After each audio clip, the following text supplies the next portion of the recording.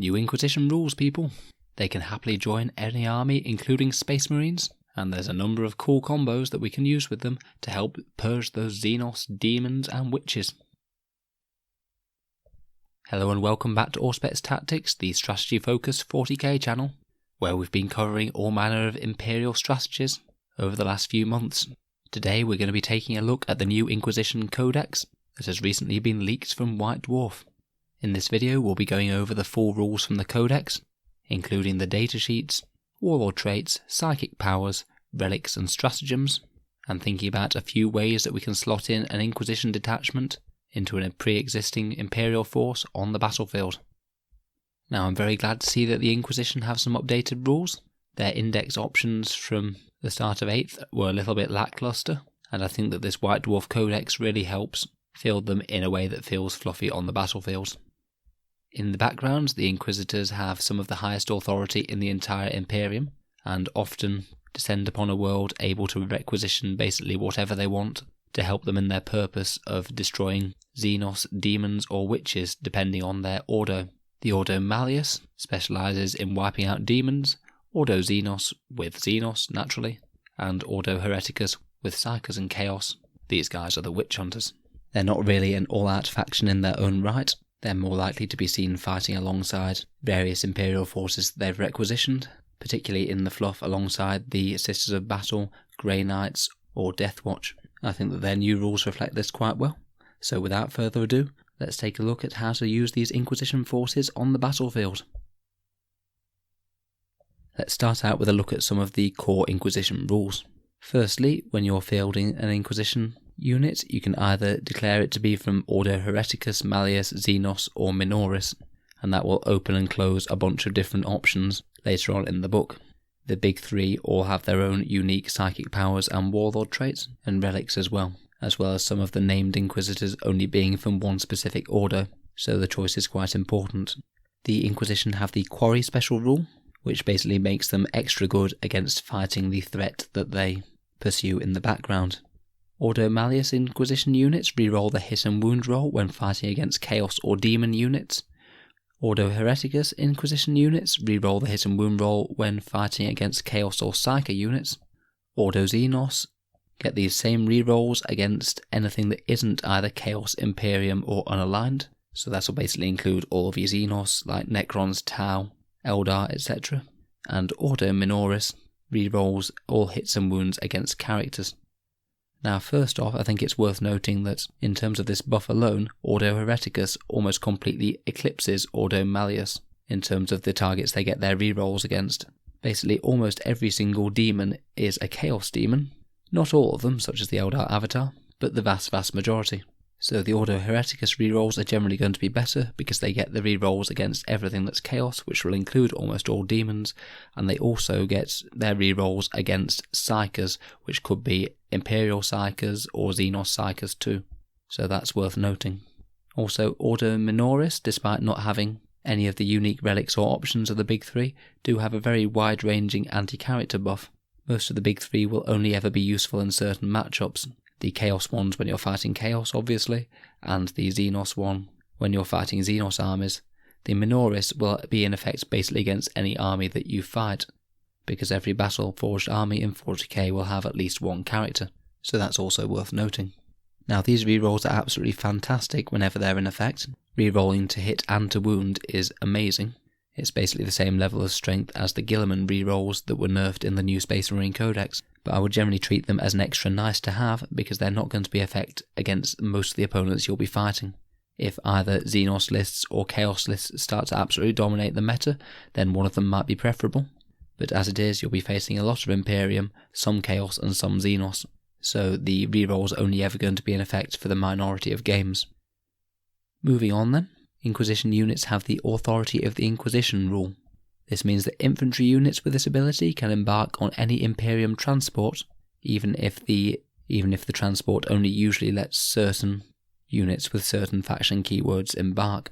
All other restrictions apply normally though, such as for example Repulsed Executioners can only transport Primaris models, so they won't let the Inquisition on, and they also make a note that any Inquisition Terminator units can only ride in transports that specifically say they can transport Terminators, say land raiders for example. This gives you some solid options for a bunch of useful transports. The first that spring to mind are the Space Marine Rhino, and the Imperial Guard Chimera and Valkyrie. As an Inquisition warband will often have a small amount of models with a very high damage output, they're one of the few cases where a transport vehicle could actually be incredibly useful for them. Say if you have an Inquisitor, a few Jacairo, and a buffed up squad of Acolytes jumping out of one of these, they could do some serious damage to an opponent. Now we come to how to field these Inquisition units. Firstly, only one Inquisitor model can be fielded in any Inquisition detachment. So if you do bring Inquisition as an allied force to your list, you're basically only ever going to get one HQ out of it. This means that you're going to realistically be limited to Vanguard detachments, which are an Inquisitor, and 3 or more Elites choices if you bring them as an allied detachment. The other way to field Inquisitors, and probably the way that I think that they'll be fielded more commonly, is that you can include one Inquisitor in a detachment that has the Imperium keyword, and that Inquisitor doesn't stop you gaining any bonuses from that detachment. So if you included it in, say, an Ultramarines detachment, it wouldn't stop you from using your chapter tactics, and it also states that it's ignored when you're trying to access an ability that requires every model in your army to have a specific rule, such as, say, the combat doctrines, and it gives the examples of combat doctrines for Space Marines and Canticles of the Omnissiah for AdMech. So I think that that's a really fluffy little inclusion. It means that you can take him alongside a Space Marine force, which is exactly what an Inquisitor might do in the background, and it doesn't ruin your entire army construction from stopping you getting combat doctrines and the boosted super doctrines such as Scions of Guilliman for Ultramarines. Please correct me if I'm wrong with any of these statements, but as far as I can tell from the way the rule is worded, that's how it works. So when you're fielding Inquisition, either you can take a single Inquisitor as a free slot in a detachment, or you can go for a Vanguard detachment with an Inquisitor and some of his little Acolytes and Jacairo, etc. So you've got 2 solid options. We're going to take a quick look at the data sheets now, and here I will be skimming over them quite quickly, as I'm going to be doing a bit more of an in-depth review on several of these units over the next few weeks. I think there's a lot you can talk about each one of these units, and there's a lot that we can discuss about them. So first up, our standard Inquisitor is a 55-point model. He's generally a base infantry model with 5 wounds and 4 attacks, leadership 9, and he comes with a bolt pistol, chainsword and frag and crack grenades. He can be a Psyker for free, and if he is, then he can take a force weapon. And if he is a Psyker, he can manifest 1 power per turn, either Smite or one of the telesthesia powers that we'll get into later. He can take either pistol weapons or ranged weapons instead of his bolt pistol, and these include things like the standard combi weapons, and I believe the Incinerator, and he can swap out his melee weapon for a force weapon if he's a Psyker, or a regular melee weapon. He has the Authority of the Inquisition and Quarry rule, as we mentioned before. He's got a Refractor field for a 5+ invul save. All Inquisitor units seem to have the Unquestionable Wisdom rule, which basically gives them a 6-inch aura where friendly Imperium units can use this model's leadership instead of their own. As he's leadership 9, that could be very useful, say on something low leadership such as an Imperial Guard army, so that's not too bad a little buff. Also they have the Iron Will special rule, which if the Inquisitor isn't a Psyker, then they can still attempt to deny a psychic power, provided the psychic power targets the Inquisitor themselves. The power still goes off, but the Inquisitor isn't affected by any effects of it, provided that deny is successful. So overall he's a fairly cheap HQ character, with middling combat abilities and middling survivability as you'd expect for 55 points. Can be upgraded in a number of interesting ways, but the main benefits he's going to get are from the warlord traits, psychic powers and relics, which we'll come on to. Going through the named characters now, we have Karamazov. He rides on a Throne of Judgment, which gives him strength and toughness 5 and 8 wounds, and he's also leadership 10. He's got a mastercrafted multi-melter which has a 30-inch range, and a mastercrafted power sword that has 2 damage. He also gets an extra 2d3 strength user AP-1 damage 2 attacks from the Throne of Judgment's Stomping Feet. He's got a few additional special rules. The Throne of Judgment gives him a 4+ invul save rather than the 5-up. He's got the Supreme Will special rule, which means enemy Psykers subtract 1 from the psychic test rolls if they're within 12 inches of him, and otherwise works as the Iron Willpower as we mentioned before. He's got Unquestionable Wisdom, Authority of the Inquisition and Quarry, as they all do, and he's also got Dread Reputation, so subtract 1 from leadership of enemy infantry while they're within 12 inches of him. So overall, he's very fighty and pretty tough to take out, has a nice multi-melter, and provides some nice little buffs as well. He's an Ordo Hereticus Inquisitor, by the way. Not too bad for 115 points in my book. Next we have Eisenhorn. He'll set you back just 80 points. He's got a similar profile to the standard Inquisitor, except he has leadership 10. He's got a few extra close combat weapons he can choose to fight either with Barbarisator or a Rune Staff. One will give him an extra +1 to hit, and the other will give him +3 strength, so he can be tailored to fight different opponents. He's got some fancy Electro-Bane grenades, which can give him the chance of doing some mortal wounds against a vehicle. He gets 2 psychic powers from the telesthesia discipline, which is a nice bonus, and can also deny twice as well. He has all the standard special rules that the Inquisitors get. In addition, he has a 6-up Feel No Pain, and he has Malus Codicium, where once per battle he can set up a demon host within 6 inches of him, and the demon host gets +2 to strength, toughness, wounds and attacks, so a very nice augmented bonus there. This does cause him to lose his unquestionable wisdom leadership buffing bubble, which I think is pretty funny and also very fluffy, as I'd certainly start to question him if he started summoning demons to the battlefield next to me. In a match play game, I believe you would have to pay reinforcement points for the demon host, but that's sort of reasonable if you're getting a very augmented demon host for exactly the same points. Also, if Eisenhorn himself is killed, then the demon host will be destroyed automatically. He also further buffs that demon host by being next to it. While he is near Malus Codicium, the demon host gets +1 to his hit rolls and wound rolls, and also gets +1 to his invul save. So this is really looking like a very scary demon host for what you'd normally get for 25 points. I do believe, however, that if you did summon the demon host, this would be counted for things like combat doctrines and things that need your entire army to have one rule. This doesn't get ignored by the virtue that it was summoned by the Inquisitor that ignores the rule. So that's something to be aware of, and might make you think twice about using this in a Space Marines list. So overall, Eisenhorn is a strong Psyker Inquisitor for only a few more points than your base model. He has some fancy close combat gear, better leadership, a Feel No Pain save, and can summon a horrendously powerful demon host to back him up. Next we have Kotias, who is a really strong little pick for just 90 points. He is an Ordo Malleus Inquisitor that can attempt to manifest 2 psychic powers, but can only deny 1. From the base Inquisitor stat line, he's got leadership 10 and a 2-up save, which compared to his 4-up save brothers, will be a big difference in trying to keep him alive. He's got a Cyber Eagle for a Assault D6 24-inch bolter profile, and a mastercrafted Nemesis Demon Hammer that's strength ×2, so strength 6, AP -3 and flat damage 3, and it doesn't give him a -1 to hit either. Aside from the usual Inquisitor special rules, he has the Spy Network special rule, which has the potential to be very powerful. Basically it works similarly to Auspex scan, intercepting any enemy units that come in from reserve, except there's no range on this. It happens every single time an enemy unit is set up, and you can select one Ordo Malleus unit within 6 inches of Kotias, and they can immediately shoot at the incoming unit as if it was the shooting phase. Now this has the potential to be absolutely brutal if you were using it, say, on a full tooled up squad of 6 acolytes with plasma guns. You could have them shooting multiple times per phase, as it triggers every single time an enemy comes from reserve. Obviously they'd have to be in range, but even if you're just denying the enemy a massive chunk of the board to come in on, then that's also very powerful.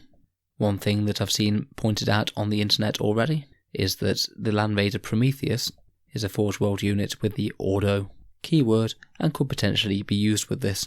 I feel like that this is almost certainly an oversight, as Kotias plus this Land Raider could mean that you get hit by an enormous amount of heavy bolter shots every time you pop a unit down anywhere within 36-inch range of the Land Raider.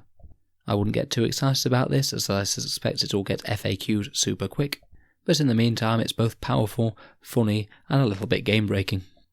The second part of the rule means that if your opponent spends a command point, then once per battle you can force them to pay another command point, or not use that stratagem, so it's a good way of hoovering up 1 extra command point from your opponent's army per game. Overall, I think Kotias is a really strong buy for 90 points. He's decently fighty, knows 2 powers, and can potentially deny a lot of the board to your opponent with that intercept special rule. Moving on, we have Greyfax. She'll set you back 85 points, so a little cheaper than Kotias. She has exactly the same Profile as the base Inquisitor, barring having a 3-up save and leadership 10. She's got a mastercrafted Condemner bolt gun, which can be used to do a small amount of character sniping with the Psyoculum, where she can target a Psyker character or demon character even if it's not the closest. If she does shoot it at Psykers, then the damage characteristic becomes 3, and otherwise it's a bolt gun with AP -1. She's got a mastercrafted power sword, which gives her damage 2 but only strength 3, so it's a little underwhelming. And she has some Psych Out grenades which can potentially inflict some mortal wounds on demons or Psykers. She can attempt to manifest 1 psychic power and can attempt to deny 2 psychic powers. And with her Indomitable special rule, she adds 1 to any Deny the Witch tests, so she's a super strong denial tool. Overall, I think that she's a reasonable upgrade on the standard Inquisitor. She gets some moderately good close combat kits, a small amount of potential for sniping characters, but her main strength is being able to deny enemy powers very easily indeed. Next we have the Ordo Malleus Inquisitor in Terminator armour. He's 111 points, in his cheapest loadout I believe, and is a bit of a beast. He's got 6 wounds, and a 2-up save and a 5+ invul save. He can teleport into battle, which is pretty useful for setting himself up in the ideal position.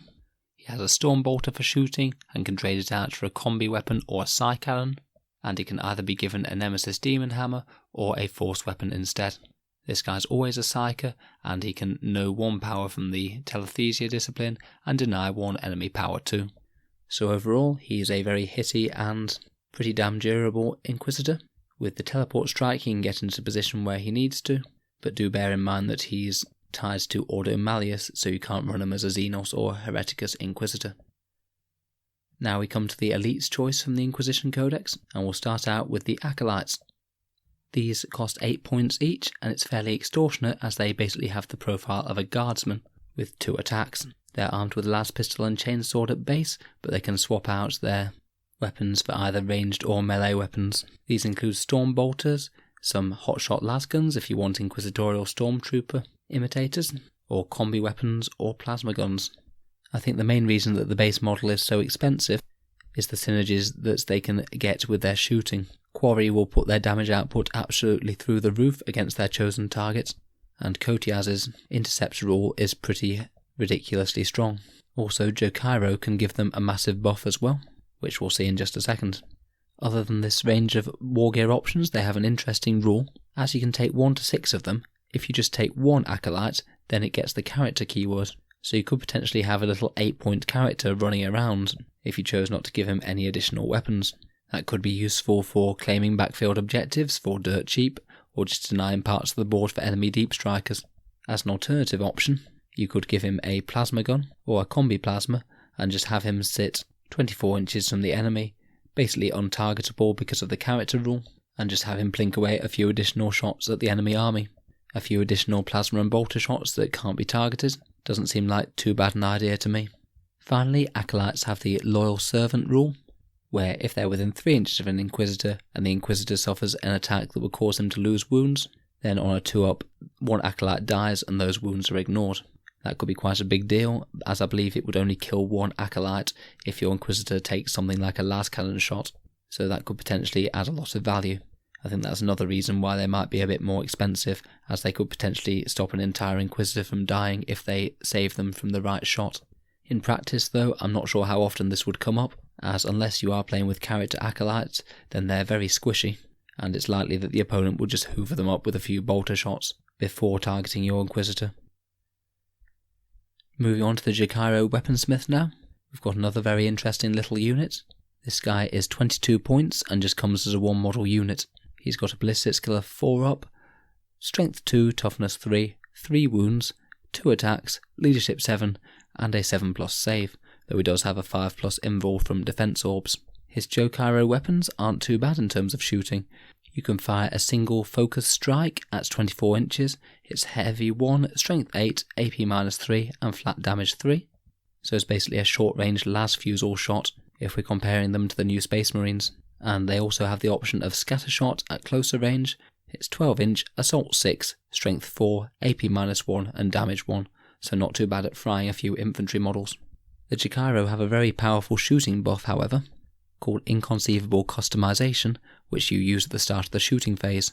You can select one friendly Ordo unit within 3 inches of the model and roll a d6. On a 1 or 2, they get to reroll all their hit rolls. On a 3 or 4, they get to reroll all their wound rolls. And on a 5 or 6, they get to reroll all their hit rolls and their wound rolls. I believe this applies to both ranged and close combat attacks, which is potentially very scary if you give it to a tooled up melee Inquisitor.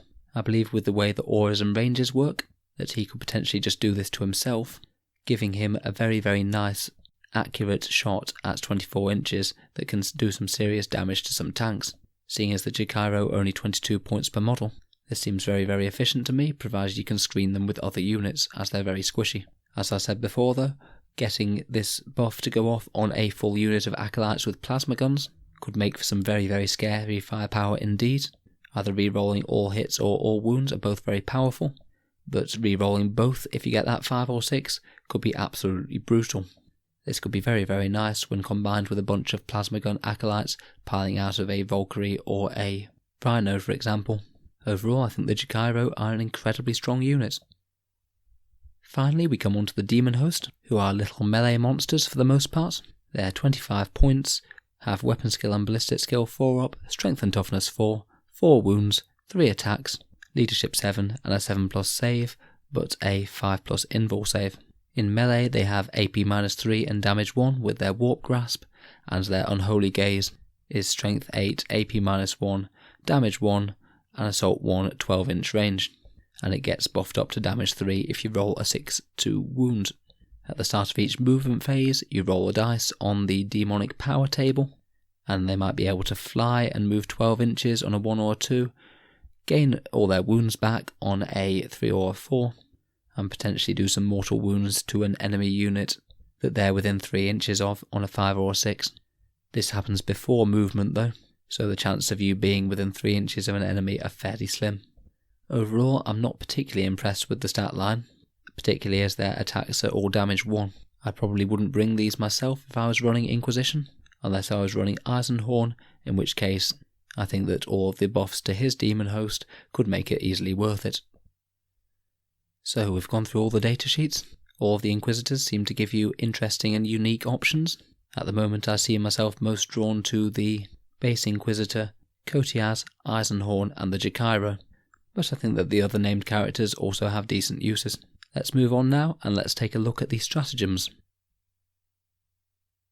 We have just 4 stratagems available to the Inquisition, and we'll start with the really big one. Cyclonic Torpedo is similar to the Space Marine Chapter Master Bombardment rule, except it costs 4 CP, which is pretty huge, and it affects all enemy units within 2d6 inches of the nominated point on the battlefield. That means that for each enemy unit within that potentially quite big radius, you roll a dice, and on a 4+, you do d3 mortal wounds to them, though you subtract 1 from the dice roll if they're a character, so the characters you'd need a 5+. Now I wouldn't see this being used every single game, but against the right army I could see it as a good softening up option at the very start of the battle. If say you're playing against Space Marines, and they have a ton of elite units that are hard to kill clustered up near each other, say a bunch of Dreadnoughts or Repulsors, or anything with a very high points per wound cost, then I could see this being worth it. You'd have to do some rough maths in your head. If you think you could get 10 units in the aura, then in theory you'll do about 10 mortal wounds to them as scattered fire. Though of course you won't be able to choose which units you get the successful rolls on. Against a lot of armies, 10 mortal wounds wouldn't be the biggest deal in the world, but if you're targeting otherwise incredibly tough units, say Leviathan Dreadnoughts, Lord Discordants, Thunderfire Cannons and the like, then it might well be worth it to you. Next up we have Inquisitorial Mandate for 1 command point. Now this is a very useful one, and it basically means that you can select an Inquisitor that isn't your warlord, and you get to generate a warlord trait and a relic of the Inquisition to the model, obviously providing that model isn't a named character. Now a lot of the warlord traits can be worth 1 command point, depending on what they are and who you're playing, and getting a relic chucked in for free is absolutely great. This is certainly one to consider, and we'll be looking at the warlord traits in just a second. I particularly like the one to buy in an additional psychic power, but we'll get onto that. Next we have Seize for Interrogation. Again, this is 1 command point, and this is used to get D3 command points back if an enemy character is destroyed within 3 inches of an Inquisition unit. Note that this doesn't have to be an Inquisitor, just an Inquisition unit. So getting D3 command points back from a 1 command point stratagem means on average you'll get a +1 command point bonus for doing this, which is all very nice. And you'll also subtract 1 from the leadership characteristic of all enemy units until the end of the battle. Having an army-wide effect like that go off is also pretty powerful. Leadership isn't always the biggest thing in the world, but army-wide -1 could mean that you get rid of another few enemy infantry models over the course of the battle. You can only use the stratagem once, and it might be easier to achieve than you'd expect. If the opponent charges any enemy characters towards you to inflict lots of damage on your allied units, if you have an Inquisitor nearby, it's worth stepping them up to be within 3 inches and then maybe shooting the crap out of that character, even if that character is an Imperial Knight or something, provided you can make it go down within 3 inches of an Inquisitor or an Inquisition unit. Then this could provide you with a free command point or 2 and also weaken the enemy's morale. So certainly a good stratagem, and look out for opportunities to use it. Lastly, we have Requisition.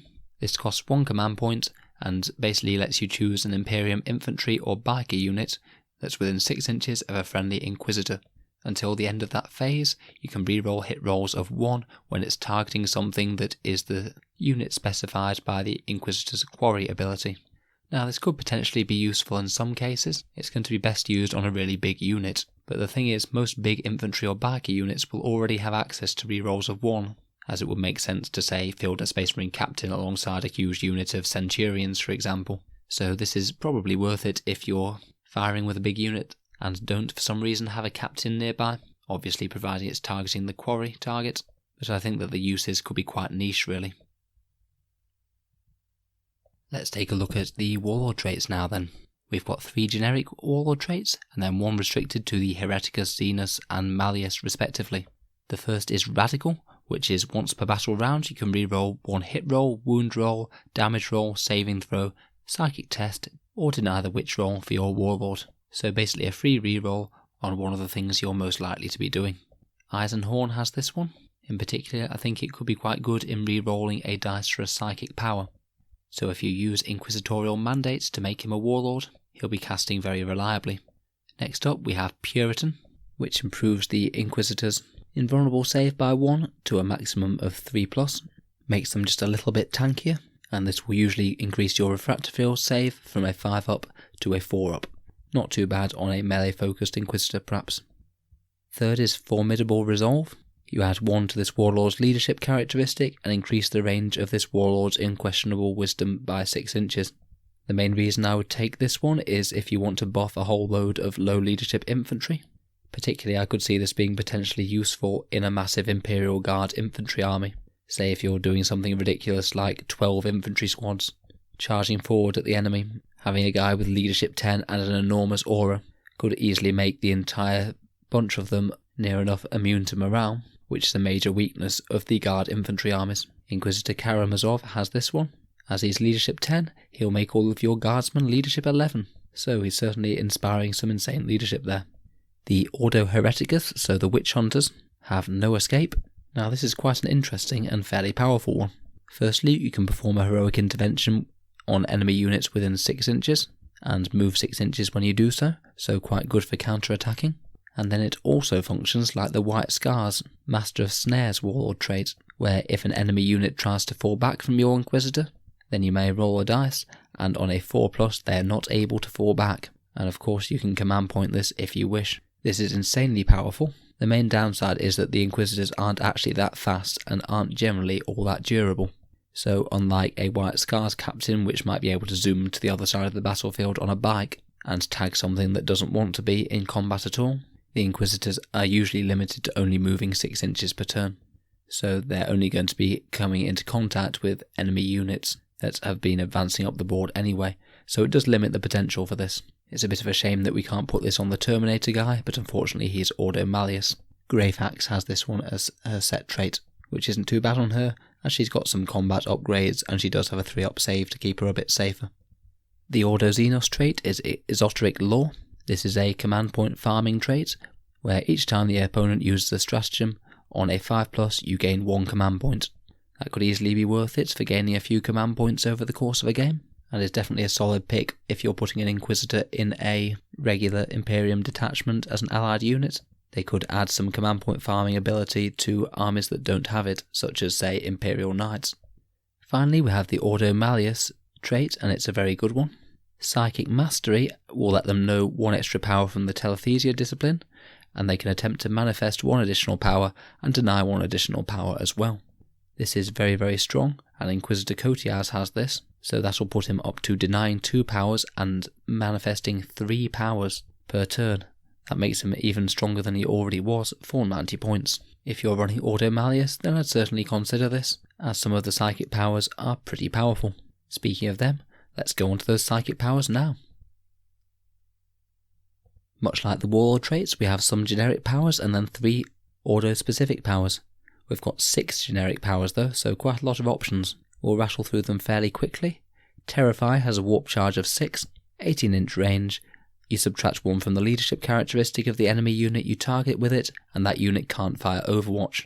This is a really nice little Overwatch denial ability, and it's great to pair with any close combat squishy unit that doesn't want to be hit by a whole load of nasty fire when it charges in. Things like Space Marine Smash Captains or Vanguard Veterans come to mind. Very solid. Next we have Psychic Fortitude. This is only warp charge of 4, and it makes an Imperium unit within 12 inch of the Inquisitor fearless, so it'll ignore all consequences of morale.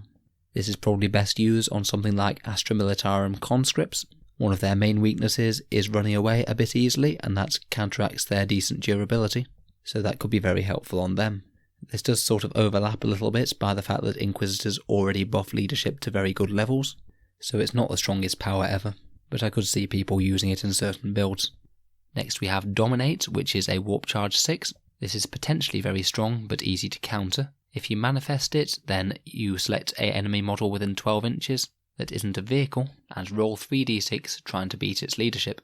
If you do this, then you can shoot with 1 weapon as if it were a shooting phase, or make 1 attack as if it were a fight phase. In early 8th edition, I had some success with making Samael on his jet bike detonate himself with his own plasma cannon, as you can choose to overcharge plasma and stuff if you happen to have the unit nearby, and that works particularly well when you're firing against things with -1 or -2 to hit. It's a shame that this doesn't work on vehicles, as it would be quite nice to be able to target something with a Baneblade cannon or something similar, but never mind. The reason that this is fairly easy to counter is that if you're using the enemy model to shoot with, then it can't be within 1 inches of another enemy model, because you treat that model as if it was in your army, and your army can't shoot if they're within 1 inches of an enemy model. So all the opponent has to do to stop you firing a weapon with it is to put, say, another unit of infantry within 1 inches of it. Not all opponents will be this clever though, and sometimes even clever people will find their models out of position. So this is potentially very powerful, but does have significant barriers to entry with the casting value and the roll off against morale, and it does have counterplay. So an interesting option, might be worth having along just in case. Next we have Mental Interrogation. This is a warp charge 6 power that targets an enemy character within 12 inches of the Psyker and visible to him. You subtract 1 from the hit rolls when you're making attack with the character in the next turn, which could be very powerful on something like an Imperial Knight or similar. Also, you can roll a 3d6, and if the result is equal or greater than the model's leadership, then you gain a command point. Again, this is quite close ranged, and it involves your Inquisitor being near the front line, but with things like Imperial Knights or Smash Captains coming in to kill your army, there might be more chances than you expect to get this off. Could be worth bringing along in certain matchups. Next we have Psychic Pursuit. This one's warp charge 7, and you select an enemy character that's within 18 inches of the model and has less than 10 wounds. One of your friendly Ordo units within 6 inches of the Psyker can then shoot at the character until the end of the shooting phase. I believe that the Inquisitor could use this on himself, say if he is the Terminated Inquisitor with a Psy Cannon, so could basically take some careful aim at an enemy and try and finish them off with that. Otherwise, this could be very strong on, say, a big squad of Plasma Gun Acolytes that have just got out of a Chimera with him, or perhaps on a cheeky Chikiro Weaponsmith to try and one-shot a 3-wound character. Finally, for the generic powers, we have Castigation. This is warp charge 6.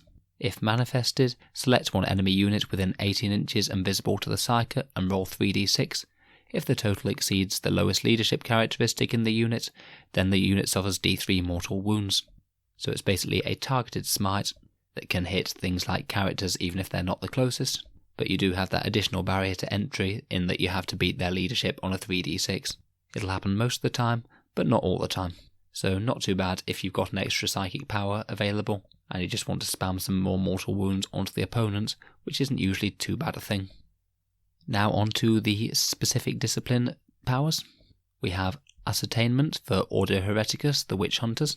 You can use this to debuff an enemy unit within 12 inches, and if you get it off on its Warp Charge 6, then they'll lose 1 attack from their attack's characteristic until your next psychic phase, and if you can equal or beat their leadership on a 2d6 roll, then they'll also be -1 to hit until the start of your next psychic phase. So this could be a really quite powerful debuff, particularly if you're targeting low leadership units, though against anything with decent leadership, you're unlikely to get the -1 to hit result off. Might be worth a command reroll if it's close. For the Ordo Xenos, we have the interesting Psychic Veil, which you can cast on a very low warp charge value of 5. Now this is a significant protection from enemy fire. Basically, friendly Ordo Xenos units within 6 inches of the Psyker can only be selected as the target of attacks if they're the closest visible enemy unit, and you can only select them as targets for charges if they're within 6 inches of the enemy. Now this is a really powerful defensive buff. You know those plasma acolytes that we were talking about earlier? Fairly hitty, but also very fragile to defense. With this you could park them behind your lines and just have them mowing out plasma shots all game long without being able to be targeted. This also has synergy with the Daft Land Raider combination that we had, and you have a potentially untargetable Land Raider, unless Games Workshop FAQs it. Games Workshop, please FAQ that. I'd say this is a power that can make the acolytes truly worth it, and a bit of a nightmare to deal with on the battlefield, particularly when combined with some of the other buffs they can access, such as the Jokaira. Pretty nasty all in all. Finally, we have the Ordo Malleus power, which is power through knowledge. This is another very good one, and one I could see being used in competitive play. It has a warp charge value of 6, and you can cast it on any friendly Imperium infantry or Imperium biker unit within 12 inches of the Psyker. Until the start of the next psychic phase, they get a 5+ invul save. Now this could be very very nice when combined with certain units that don't get an invul save under normal circumstances. One of the first things that comes to mind are Imperial Guard conscripts again. So say with this and Psychic Fortitude, you could have a fearless blob of 30 conscripts with a 5+ invul save. That's going to be very hard to shift indeed. Alternatively, you could put it on something like a Primaris Intercessor squad that's advancing up the board, and they'll be shrugging off some heavy weapon shots that target them too. It's certainly not too bad on Space Marine bikers either, or basically any big units that's defensive profile would benefit from a 5+ invul save. So that's the discipline. Lots of very good options there, and lots of ones that have very specific applications against certain armies. Terrify would be great to support some assault troops. Dominate, Mental Interrogation, and Ascertainment could all be used with a Disruption or Distraction Inquisitor operating near the front lines. The Ordo Xenos one is very strong and could keep those very squishy, expensive acolytes safe. Basically, I think every single one of these powers could have a competitive application, and it's not often that you see that in a psychic discipline. It's very good for the Inquisition, particularly as they can come by so many powers so easily, particularly in the Ordo Malleus. Let's take a look at the relics now, of which we have 6. First up we have the Blade of the Ordo. This is Strength +1, AP -3, Damage D3, and against units that have the Quarry special rule, it goes up to flat damage 3. It's not too bad to be honest, but seeing as you can buy Power Fists, Thunder Hammers, and Demon Hammers for your Inquisitors, it's nothing to particularly write home about. It's barely any upgrade on the standard Force weapons that most Inquisitors could carry, so I'd only really take this if I wanted to use something for that relic slot that you get free with the Warlord trait. Next we have Digital Weapons, which is a carbon copy of the Space Marines version. When you're fighting, you make 1 additional hit roll, and if that hit roll is a success, then the enemy just takes a mortal wound. So pretty nice, a little extra chance to have 1 more dead enemy in close combat. I'd probably say that this is better than the Blade of the Ordo personally. Next up is Blackshroud. This is a relic that can help keep your Inquisitor alive. You subtract 1 from the wound roll when you're rolling to wound the Inquisitor, which is pretty helpful as they usually are pretty squishy on a toughness 3. If you're looking at using an Inquisitor that's planning on getting up in the enemy's face to use those close ranged but quite powerful psychic powers, then this could be a good choice as your relic. Next we have Ignis Judicum. This is a boosted Inferno pistol with a range of 12 inches, so it essentially has the same profile as a melter gun, but with the pistol keyword. It also activates its melter rule, so that's roll 2d6 and pick the highest, when it's at half range, or if you're targeting a Chaos or Psyker. This isn't a bad little sting in the tail to put on an Inquisitor, but bear in mind you do have to buy an Inferno pistol in the first place to access it. It can be taken by Ordo Hereticus Inquisitors only. Next for the Xenos we have the Corrosive Poisons. This is actually quite a good relic in my opinion, as it allows the Inquisitor to wound on a 2-up against anything that isn't Titanic or a vehicle. As a lot of the baseline Inquisitors might be running around with just a force weapon, being able to wound on a 2-up with that force weapon bypasses their weedy strength of 3, and could actually have them putting out some respectable damage against infantry units. It's a little bit limiting that it doesn't work on vehicles, but most Inquisitors aren't expecting to go toe-to-toe with Dreadnoughts and Imperial Knights in the first place, so it's a reasonable buff to their close combat stat line. Finally, for the Ordo Malleus Inquisitor, we have the Tainted Blade. Now this sounds a lot like a demon weapon. Each time you use it, you roll a dice before making any attacks, and on a roll of a 1, it gives you 1 mortal wound to your own Inquisitor and stops you from using it. If you don't roll a 1, which it would be better, it gives you strength +3, AP -3 and damage 1, and each time that the enemy fails a saving throw against the weapon, you can make an additional attack. These attacks can't give additional attacks, so it's a little bit better against infantry than the Blade of the Ordo, but it does come with that downside of having the chance to give yourself a mortal wound, which isn't ideal. Again, I'm not overly impressed with this one, mainly because of its damage 1. I'd rather go with something like a Power Fist or a Force Weapon instead, and save my relic for something else. Overall, the relics aren't quite as strong as some of the other books out there. My favourite is probably the Blackshroud, to give your Inquisitor a fighting chance of staying alive against small arms and the like. If I was going for close combat upgrades, I'd probably go for Corrosive Poisons or digital weapons. So overall, my opinion on the Inquisition book is that it's a decently strong codex. I think it gives Imperial armies some other interesting options that they can ally in, without there being anything that's too overblown mental, apart from that silly Land Raider trick with the Forge World Land Raider, which I'm hoping for the sake of common sense they address with an FAQ. I could easily see people running full Inquisition detachments in alliance to various Imperial armies. I think that the Jakairo are decently strong, provided you can stop them being shot by having units in between them and the enemy. And I think that Acolytes with plasma guns could be buffed up to very strong levels of firepower, provided you can keep them safe, say for example with that very nice Ordo Xenos psychic power. As for the Inquisitors themselves, they're all fairly cheap, have a reasonable combat potential, and generally have some nasty psychic tricks that they could really adapt to face multiple foes, and fit in with different strategies. I particularly like the way that they don't break the combat doctrines for Space Marines, as it wouldn't really make sense for an Inquisitor to turn up and then all the Space Marines to forget how to fight, in my opinion. Though admittedly that does happen with Assassins. After reading through the whole book, my personal favourite out of the Inquisitors is Kotias, with Eisenhorn and the Standard Inquisitor coming in a close second. I think that this book would also have some interesting synergies with Hector Rex, the Forge World Inquisitor, and we might look at that at some point in the future. If people would be interested, I'm strongly considering doing some individual unit reviews for each of the Inquisitors and looking at some of the strategies that they can provide. If this would be interesting to you, then please let me know. Anyway, thank you very much for listening to this Codex review. Feel free to subscribe to Auspex Tactics if you'd like to see similar content, and I hope to see you guys in the next video.